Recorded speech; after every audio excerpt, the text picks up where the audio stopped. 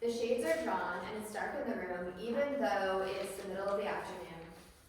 And yesterday, for the first time, I was able to tell my mother all the things that I wanted to tell her. And she received them in exactly the way that I wanted her to receive them. And I felt like we finally had this amazing connection. And I was so happy.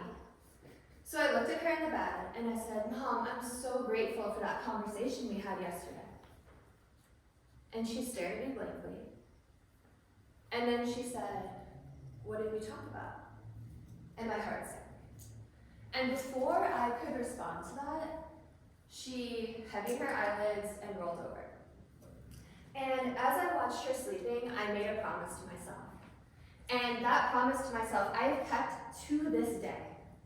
But before I tell you that promise, I need to back up a little bit and give you a little bit of context. So when I was 12, I was angry at the world. I had survived 4 years of sexual abuse at the hands of a family member. And when my large extended family found out about that, and by the way, have you ever seen my Big Fat Greek Wedding? Raise your hand. Okay, we were the Italian version of that. Everyone's big and loud and in your face, and we would sing every time we were around each other. We called the songs Grandma and the Sister songs, because my mom had all these siblings. There was an uncle too, but I guess he didn't matter. So when my whole family found out about this, the family divided down the middle. So people whom I had been really close with before told me I wasn't their family anymore and they didn't love me anymore. Holidays became divided. Some families would take the mornings while my parents and I would take afternoons. And I wasn't permitted to see two of my cousins who had been my best friends. One day we were inseparable and the next day they were like ghosts. I have no idea what they were told about what happened. Now the effect this had on me, it left me with severe PTSD, a horrible self-image, all of these negative emotions like anger and guilt that I didn't know how to cope with. And self-harming behaviors. I turned to drugs, I turned to cutting, I turned to anything that would just numb this pain. Now, for those of us who have gone through a spiritual awakening, we often describe it as a defining moment in our life. It's like someone took a Sharpie and just drew a vertical line down our timeline, clearly delineating two separate sides, right? Who we were before that awakening and then who we became after. Now, for me, that moment happened in 2002 when someone handed me this book that changed my way of thinking, my way of being, my way of moving through life. And as I turned the pages, it hit me so hard that what was written inside of it felt like the truth. And like a sleeper agent, something inside of me woke up. When I finished, I started reaching for more. I became insatiable. I started reading every metaphysical, spiritual, new age, and personal development book I could get my hands on. I attended workshops and retreats. I watched documentaries.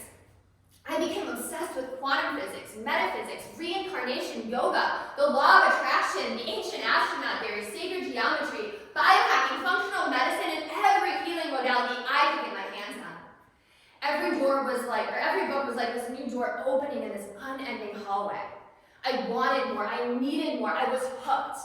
My life became one big mission to learn, grow, heal, and expand every aspect of myself.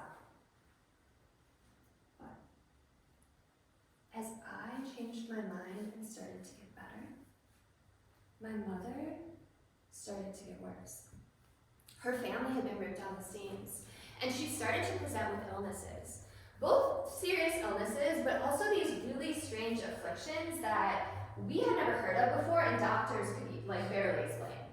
So they started giving her pills. And then they started giving her pills for the side effects of those pills. And pretty soon they were just throwing everything at the wall, hoping that something would stick. And my mother slept a lot. So at the height of it, she was on a fentanyl patch. She was taking about 11 different pills every day, including Dilaudid, which is a pretty serious painkiller. She was sleeping for all but a few hours of daylight. She fell down all the time. She nodded off at the dinner table, and, like you know, she forgot conversations we had the day prior. Now, this lasted almost 15 years while I lived with unbelievable guilt that I had destroyed my family and broken my mother. But in the end, it was my mother who became my biggest teacher. Because every step that she took deeper into depression and illness, I climbed hand over hand in the other direction out of that proverbial tunnel. Because I saw firsthand what happens to a human body and spirit when they go down that path. And then I saw what happened to my own body and spirit as I decided to change my mind about the nature of reality. And I made that promise to myself, that I would always prioritize my health and I would do everything I could to heal physically, mentally, emotionally, and spiritually. And it's a promise I've kept to this day. And to this day, you will still find me reading every book, attending every workshop, trying every new healing modality, because I believe that learning and growth is never over. If we're not learning and growing, we become stagnant, stale, bored, stiff, stuck, and we lose purpose and passion. Now, Tony Robbins says that there are 6 human needs that all of us share. But what differentiates us is how we prioritize those needs and how we meet them. Now, 4 of those needs are physical, but the last two are spiritual. And the 2 spiritual needs are growth and contribution. Now, I've already told you how important personal growth is to me. But contribution is the cherry on top of the sundae. Because what good is all that knowledge and growth and wisdom if you're not giving it back, if you're not sharing it, if you're not lifting up others, right? If you're not in service to humanity. So the way that that's manifested in my own life, I left my cushy job in tech. I was head of a marketing department because I didn't feel like I was living my life's purpose. I didn't feel like I was in service to humanity. So I took a leap of faith. And then in 2020, I opened a yoga company. Last year, I opened a coaching company, and now I get to spend all my time talking about all of the things that I have been obsessing about for the last 2 decades. My goal now is to help millions of people. The first step to that is I wrote a book. It became available for pre-order this week. It's called Change Your Mind to Change Your Reality, and I would love it if you would all pre-order it. Thank you so much for your time.